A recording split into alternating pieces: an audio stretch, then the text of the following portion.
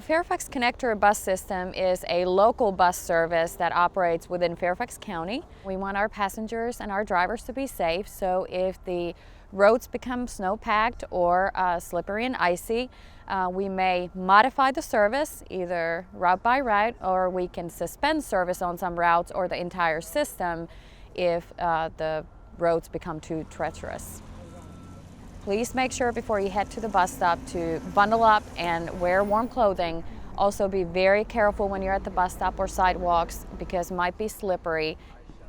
There are 3 easy ways to find out if your bus is operating during winter weather. 1, you can sign up for text or email alerts via Fairfax alert system by looking up Fairfax Connector passenger information.